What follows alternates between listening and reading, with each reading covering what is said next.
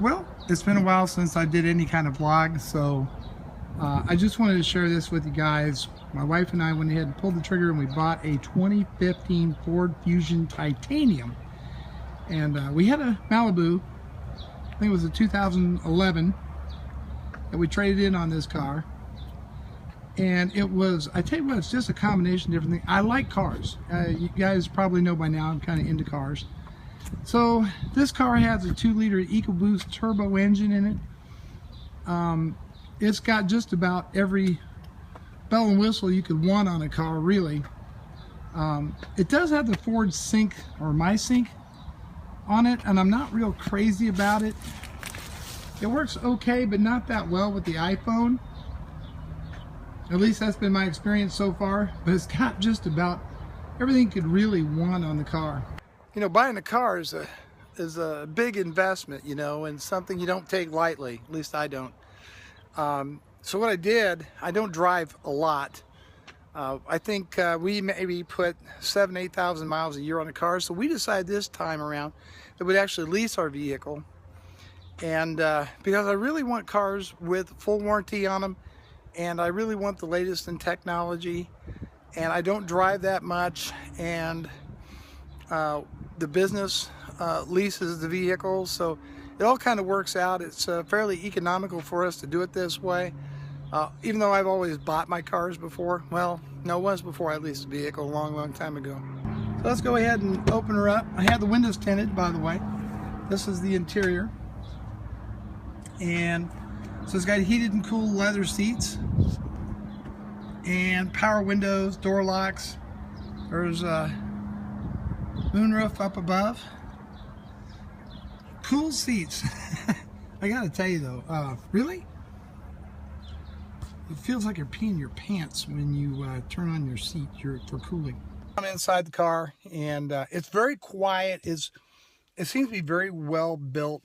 One of the things that was really difficult for me to get used to was that it has a keyless ignition system. So you basically just have to have your key fob with you in your pocket, whatever, and you hit the start button and the car takes off. Well, what I end up doing is I end up keeping these in my pants, and I'll have the car running, and I'll get out of the car, whatever, because my wife will ride with me, and I'll leave the car running, and then this thing will honk at me, let me know the keys are in my pocket. So it takes a little bit of getting used to. I'm inside the car, and it's very quiet. It seems to be very well built. One of the things that was really difficult for me to get used to was that it has a keyless ignition system. So you basically just have to have your key fob with you in your pocket, whatever, and you hit the start button and the car takes off. Well, what I end up doing is I end up keeping these in my pants, and I'll have the car running, and I'll get out of the car, whatever, because my wife will ride with me, and I'll leave the car running, and then this thing will honk at me, let me know the keys are in my pocket. So it takes a little bit of getting used to. So this is the kind of the cockpit view right here, and you have a little nice readout on here. It's going to tell you things like fuel economy, how much what your mileage is, that sort of thing, and your trip meter. That's all right there. Any kind of warnings would pop up over there. And then here is another display that kind of tells you what's going on with the infotainment system, what station you're listening to. And let's take a look here at the steering wheel right here. And this is, of course, all your cruise control buttons on here, and that's pretty nice. It's not adaptive cruise control though. I was hoping to get that, but that wasn't available on this car. Over here you have your for your using your phone, and then for your voice commands for your MySync, and you can turn the volume up and down on there. And then you can control the stereo as well on here as well. So that's kind of cool. Then you have your Ford MySync system, which I do have paired with this phone, and it's it's okay. It's right now. You can just tap Do Not Disturb if that's what you want to do. I'm going to turn that off. But this car does not have the navigation system on it. That's important. Basically because the nav is real expensive on if you get the dealer, the company navigation system. I think you do just as well, if not better, with your phone. And of course, it's a big hassle to get your maps all updated. So no, I'm really not a big fan of getting built-in nav on the car. But we have the home button right here. Let's go ahead and tap that. This kind of just gives you an overall update, everything your direction. You can heat and cool the seats right here, adjust the temperature on there if you want to. You can just come in here and tap your climate controls, and it brings all that up on there. Again, you got dual driver's seat and the passenger seat are heated and cooled, which is kind of takes a little getting used to. And of course, you're running your AC and all that, your time. That's all up on there. We'll go back to, we can go to settings. This is how you can control everything, the clock, the display, sounds, different things about the vehicle, different ways you like doing things. And then we'll go back to the home again. And if we go into the entertainment settings, this is where you can go ahead and get Sirius Radio. It's got a CD player. If you have a USB thumb drive on here, you can access that as well, or USB device.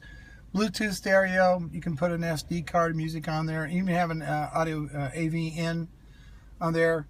HD radio, and your scanning and all that, that's built right on in there as well. And that's essentially it. And of course, then you have your voice commands. Let's see if I can access this thing. Please say a command. Stereo. Sirius satellite help. Say Sirius to activate this device. Once you're in Sirius, you can tune to a channel. But well, you get the idea. So I've got to still learn all the various voice commands on there. I can initiate a phone call with it or whatever. So that's kind of the start of the show. And the rest of the interior, really nicely done. My wife, she's got her mints down there.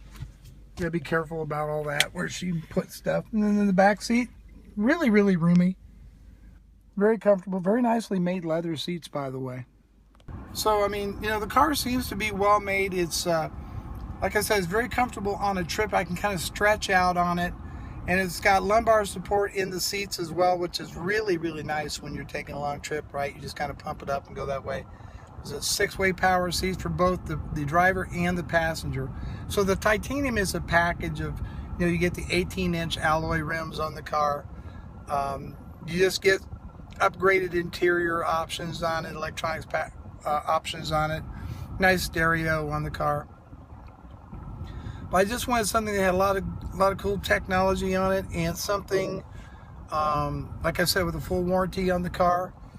And I don't know if I'm going to buy it at the end of the lease, or if I'm just going to go ahead and trade it for another vehicle. We'll see when that time comes up. But about every 3 years, I'm personally ready for another vehicle anyway. I'm just, you know, I'm that way when it comes to cars. So you have to be careful. But I know there's people that don't like Ford, and they like Chevy, or they like Chrysler, or they like German cars, whatever. But I think Ford's come a long way in American cars, especially in the quality and craftsmanship that's went into them. So all in all, I'm pretty pleased with the car. And got the air conditioner going right now. So that's it. Just thought I would share this vehicle with you guys. I don't vlog enough right now to buy a dedicated vlogging camera, but that might be something somewhere down the road. I made a few changes here in my home office studio, whatever you want to call it. Things have been going pretty well. Business has been going pretty well. We've had a good quarter, which is great, because, you know, obviously I don't make my living off YouTube videos. But yeah, so I made some changes here as far as equipment goes. New camera, got a new MacBook Pro. It's kind of interesting. I recently just had somebody on Twitter ask me what my problem with Apple is all of a sudden. And I really don't have a problem with Apple. I just want to make it clear that when Apple does something great, I'm going to point that out. If Microsoft does something great, I'm going to point that out. If Google does something great, I'm going to point that out. Samsung, LG, whatever. But if they do something I feel is not right, or if something doesn't have the value to it, yeah, I'm going to point that out as well too. And I've been an Apple user since the 90s. I started out on OS 9 and worked my way up to OS 10. And I love Macs. I love the hardware, but I don't always feel like you get the best value out of certain things. And I question the value of the iPad, for example. The new 12-inch MacBook, I just don't get that. The iWatch, I don't see the value in those products. But there's other things I think offer, some really great value. The MacBook Air, the 15-inch MacBook Pro, I think is pretty awesome machine. Don't know that much about the new Mac Pro. I had the older one, but I'm not changing. I'm not being anti-Apple in any way, shape, or form. Great technology. I'm going to point out. I've got an iPad Air that's up for sale right now, so I can get a new Microsoft Surface 3. I just feel it's more bang for the buck than what the iPad offers right now. But that's just part of it. I'm going to just kind of head and change the camera so you can just kind of see the layout of or what I've made changes to here in the office. So this is now the new arrangement. So I have my gaming PC over here. I've got it all set up. Still a sweet running machine. That's got the Intel 4770K in there. And I've got the X-Star 27-inch 1440p display hooked up to that. And of course my Logitech, I think it's the G710 Plus gaming keyboard. And some Logitech gaming headset on there. And some cheapo Bose speakers on there. Basically, when I'm playing video games, I put those headphones on. It sounds awesome. And then coming around here, this is something new. This is the Panasonic Lumix FZ1000 camera. It shoots in 4K. The thing about this camera is very noisy lens barrel, very noisy. And even this microphone, which is a Rode VidMic clone knockoff, picks up noise off the lens barrel. I even went so far as to put this adapter on here to try to raise it up, thinking that would help get rid of some of the noise, but I can get rid of it in post. But basically what I'm using right now is this little Audio-Technica lav mic, and that's hooked up into a Roland R05 for audio. And then this is, of course, the new MacBook Pro, which I'm using it mostly as a desktop.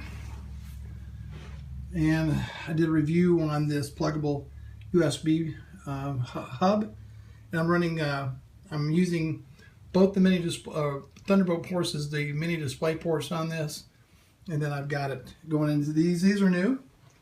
Also two QNX 27-inch displays, and I'm running Windows in coherence mode through Parallels on OS 10. So that's all. Those are both new as well. So yeah,